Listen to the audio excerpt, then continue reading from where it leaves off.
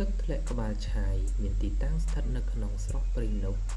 ក្រុងនិងខេត្តព្រះសីហនុភ្ញៀវទេសចរអាចធ្វើដំណើរពីខេត្តព្រះសីហនុតាមផ្លូវជាតិលេខ4ឆ្ពោះទៅទិសខាងជើងចម្ងាយ7គីឡូម៉ែត្ររួចបត់ទៅឆ្វេងតាមផ្លូវទី17ប្រហែល9គីឡូម៉ែត្រនិងទៅដល់រមណីយដ្ឋានទឹកធ្លាក់ដ៏គួរឲ្យទាក់ទាញដែលមានទេសភាពគួរឲ្យចង់គយគន់អ្នកធ្វើមិនអាចបំភ្លេចបាននៅសម្រស់ដ៏ឆើតឆាយរបស់វាទឹកធ្លាក់ក្បាលឆាយមានប្រភពទឹកជាច្រើនមកពីជួរភ្នំផ្សេងៗដូចជានៅតាមមាត់សមុទ្រក៏ប៉ុន្តែមកដល់ចំណុចមុខក្បាលឆាយប្រភពទឹកនៅសល់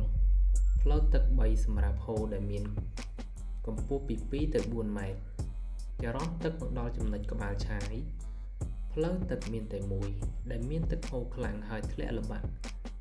ទឹកកម្ពស់14ម៉ែត្រភាគច្រើនអ្នកទេសចរចូលចិត្តមកងូតទឹកលេងនៅត្រង់ចំណុចទឹកធ្លាក់នេះណាទឹកជ្រោះក្បាលឆាយមានទិដ្ឋភាពស្រស់ស្អាតនារដូវវស្សាដែលមានទឹកធ្លាក់ភ្លៀងធ្លាក់ជោគជាំនៅចន្លោះខែកក្កដាដល់តុលានិងមានអាកាសធាតុត្រជាក់ដូចតំបន់ប៉ូលជាដំណក់ទឹកធ្លាក់បង្កើតបានជាពពុះពណ៌ស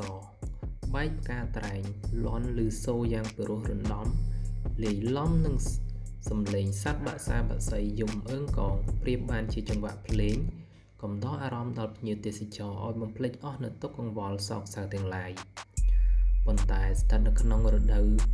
ក្តៅវិញទឹកធ្លាក់ក្បាលឆាយបានរីងស្ងួតស្ទើរតែទាំងអស់តែទោះជាយ៉ាងណាក្តីវាខំបញ្ចេញសម្រស់ក៏ដូចជាទឹកហូរដើម្បីកំដរភ្ញៀវឲ្យគ្រប់រដូវកាលសពថ្ងៃនេះមានអ្នកទេសចរជាច្រើនបានទៅលេងនិងទស្សនា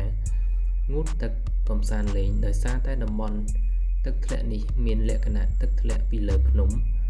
និងផ្ទាំងថ្មធំធំដែលមានទេសភាពនិងខ្យល់អាកាសបរិសុទ្ធព្រៃឈើធំធំនិងភ្នំដ៏ស្រស់ស្អាតជាពិសេសនៅថ្ងៃបុណ្យទាន